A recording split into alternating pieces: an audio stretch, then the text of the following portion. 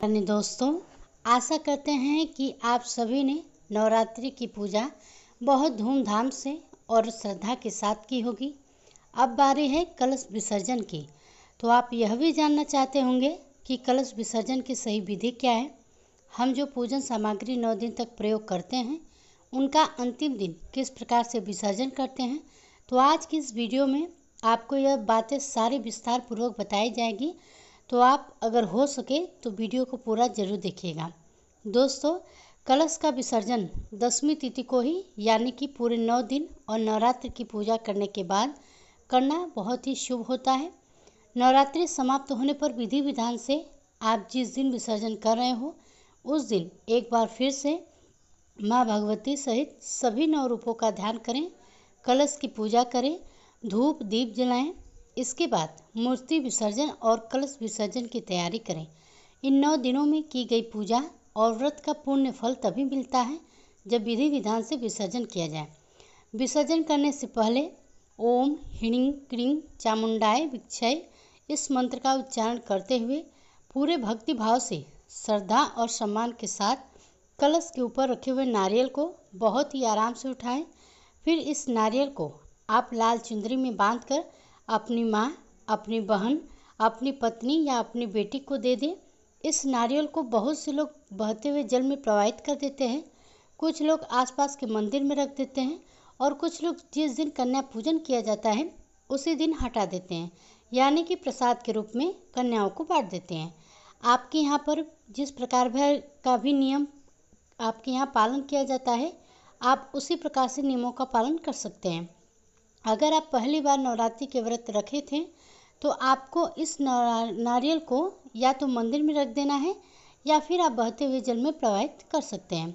इसके बाद कलश में जो आप आम के या अशोक के पत्ते रखे हुए हैं, उन्हीं पत्तों से कलश में रखा हुआ जो जल है उसका छिड़काव पूरे घर में करना चाहिए। यह जल बहुत ही पवित्र होता है, घर में खुशहाली सुख समृद्धि बढ़ाता है। इस जल के छिड़काव से घर में सभी शुभ शक्तियों का वास हो जाता है। घर की जितनी भी नकारात्मक और बुरी शक्तियां हैं वह इस जल के प्रभाव से दूर हो जाती हैं। और कलश का जल सबसे पहले किचन में छिड़कने के बाद आपको बाकी जो आपके घर में कमरे हैं वहां पर और मुख्य द्वार पर छिड़कना चाहिए। आप याद रखें कि बाथरूम या टॉयलेट के आसपास किसी भी अन्य अपवित्र जगह पर इस कलश के जल को नहीं छिड़कना है। इसके बाद जितना भी जल बच गया हो उसे आप तुलसी के पौधे में छोड़कर बाकी किसी भी पवित्र पौधे में या किसी भी पौधे में आप विसर्जित कर सकते हैं, क्योंकि जो भी माता होती हैं उनकी पूजा में माता को तुलसी पत्र नहीं चढ़ाया जाता है। इसलिए यह जो हमने कलश की पूजा की हुई है, कलश के अंदर जल रखा हुआ है, यह माँ भगवती के नाम से ही है, हमने स्थापना की हुई है। इसलिए हमें इस जल को तुलसी के पौधे में विसर्जित नहीं करना चाहिए। जल की कुछ बूंदें परिवार के सभी सदस्यों को अपनी आँखों और अपने माथे पर लगाना चाहिए। कई बार ऐसा होता है कि 9 दिन की पूजा करने के बाद जब विसर्जन की बारी आती है तो कलश में रखा हुआ जल या तो पूरी तरह खत्म हो जाता है या कम बचता है, या तो वह पूरी तरह ही सूख जाता है। अगर आपने कलश की स्थापना के लिए मिट्टी कलश का प्रयोग किया हुआ है तो अधिकतर यह होता है कि कलश का जो जल है वह सूख जाता है या बहुत कम बचता है। फिर भी जितना भी जल बचे है आप उसका छिड़काव कर सकते हैं। कलश के जल में आपने जो भी सामग्री डाली है उसमें सबसे पहले आप जो भी सिक्का है उसे निकालकर अपनी तिजोरी में या अपने पर्स में या आप जहाँ पर भी आप अपने रुपये पैसे रखते हो वहाँ पर रख लें। ऐसा करने से दिन दुना रात चौगुनी आपकी तरक्की होगी, आपका धन बढ़ेगा और घर में बरकत होगी। जो भी आपके घर में अनावश्यक रूप से खर्चे हो रहे थे उसमें कमी होगी। आपके जीवन में धन की कोई कभी भी कमी नहीं होगी। और इसके बाद जो भी आपने कौड़ी या कमल के गट्टे पानी में के अंदर डाले थे तो कौड़ी को तो आप वापस से पूजा में प्रयोग कर सकते हैं। कमल गट्टे का या हल्दी की काट या लौंग सुपारी इलायची आपने जो विसर्जन कर देना चाहिए। इनका विसर्जन आपको बहते हुए जल में कर सकते हैं या फिर आप किसी भी पवित्र वृक्ष के नीचे गड्ढा करके वहाँ पर दबा सकते हैं। आपने जो ज्वारे बोए थे ये ज्वारे बहुत ही शुभ होते हैं, तो थोड़े से ज्वारे निकालकर आप अपनी तिजोरी या पर्स में रख सकते हैं। जब कोई भी समस्या हो तब आप इन ज्वारों का फिर से दर्शन कर सकते हैं। पूरे साल भर यह ज्वारे आपके पर्स में रखें और उसके बाद इनका विसर्जन कर सकते हैं। ऐसा करने से माँ भगवती की कृपा आप पर सदा बनी रहेगी और जो भी ज्वारे हैं इनको प्रसाद के रूप में सभी लोगों को थोड़ा थोड़ा जरूर ग्रहण करना चाहिए। ज्वार को कभी भी चाकू से या कैंची से नहीं काटना चाहिए।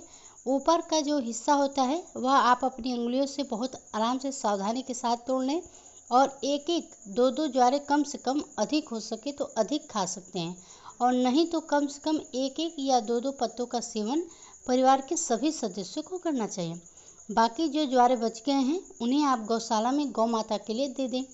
आसपास गौशाला हो या गौ माता को खिलाना संभव ना हो तो आप इन्हें किसी भी पवित्र वृक्ष के नीचे, जैसे कि पीपल, बरगद या बेल वृक्ष के नीचे, आंवले के वृक्ष के नीचे रख सकते हैं। कलश स्थापना आपने अगर मिट्टी के बर्तनों का प्रयोग किया था, चाहे वह कलश के लिए क्या हो या फिर ज्वारे बोने के लिए, तो उनका भी विसर्जन आपको कर देना चाहिए। मिट्टी के जो भी दिए हैं या बर्तन आपने प्रयोग किए हैं उनको आपको अगली पूजा में फिर से प्रयोग नहीं करना चाहिए। आप उनका विसर्जन कर दें।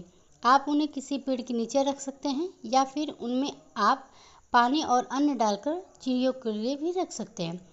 कलश के कंठ पर, मुंह पर जो आपने कलावा बांधा है उसे खोलकर आप अपने कलाई में, अपने हाथ में बांध सकते हैं और जो चुनरी आपने नारियल के ऊपर बांधी थी उसे भी आप अपने घर के तिजोरी में रख सकते हैं या फिर अपने घर के मुख्य द्वार पर आप उस चुनरी को बाहर की तरफ बांध सकते हैं। यह थी कलश विसर्जन की संपूर्ण जानकारी। अब आइए जानते हैं कि कलश विसर्जन आपको किस दिन, किस शुभ मुहूर्त में करना चाहिए। तो दोस्तों, नवरात्रि में स्थापित किए गए कलश का विसर्जन हमेशा 9 दिन और 9 रात माँ भगवती के सभी 9 रूपों की पूजा करने के बाद 10वें दिन 10वीं तिथि को ही करना शुभ माना जाता है। इस बार 10वीं तिथि 2 दिन है, तो ऐसे में आपके मन में यह भी प्रश्न होगा कि विसर्जन किस दिन करना चाहिए, क्योंकि इस बार 10वीं तिथि 12 अक्टूबर शनिवार को सुबह 10:05 से शुरू होगी और 13 अक्टूबर रविवार की सुबह 9:09 पर समाप्त होगी। तो ऐसे में आप 10वीं तिथि यानी कि 12 अक्टूबर शनिवार को सुबह 10:05 से शाम 5 बजे के बीच आप कलश विसर्जन कर सकते हैं। ध्यान रखिएगा कि कलश का विसर्जन सुबह सूर्योदय के बाद और शाम को सूर्यास्त से पहले पहले किया जाता है। अब कुछ लोगों के यहाँ पर 10वीं तिथि के दिन विसर्जन करना सही नहीं मानते हैं। अगर आपके घर में भी ऐसा होता है तो आप रविवार के दिन जब 10वीं तिथि समाप्त हो जाए तो उसके बाद शाम को सूर्यास्त से पहले पहले तक विसर्जन कर सकते हैं। हमारे यहाँ 10वीं तिथि के दिन ही विसर्जन किया जाता है, इसलिए हमारे यहाँ की जो मान्यता है वह मैंने आपको इस वीडियो में शेयर किया।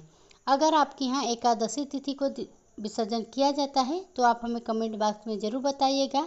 अब आइए जानते हैं कि अष्टमी नवमी तिथि के बारे में और कन्या पूजन के मुहूर्त के बारे में। इस बार अष्टमी तिथि 10 अक्टूबर गुरुवार को, नवमी तिथि 11 अक्टूबर शुक्रवार को और 10वीं तिथि 12 अक्टूबर शनिवार को रहने वाली है। नवरात्रि के दिनों में महाअष्टमी और महानवमी तिथि अपने आप में बहुत ही महत्वपूर्ण होती है, क्योंकि इन्हीं दोनों तिथियों में कन्याओं का पूजन भी किया जाता है। आपके यहाँ पर यदि अष्टमी तिथि को कन्या पूजन किया जाता हो तो आप अष्टमी तिथि के दिन करें, नहीं तो आप नवमी तिथि के दिन कन्या पूजन किया जाता है। यह थी आज की वीडियो। तो उम्मीद करती हूँ कि जानकारी आपको पसंद आई होगी। किसी तरह का अन्य सवाल है तो आप हमसे कमेंट बॉक्स में कमेंट करके पूछ सकते हैं। अगर नहीं है तो आप कमेंट बॉक्स में जय माता दी अवश्य लिखिएगा। साथ ही अगर आप मेरे चैनल पर पहली बार हैं तो चैनल को जरूर सब्सक्राइब कीजिएगा। मिलते हैं एक नई जानकारी के साथ, तब तक के लिए आप सभी का धन्यवाद।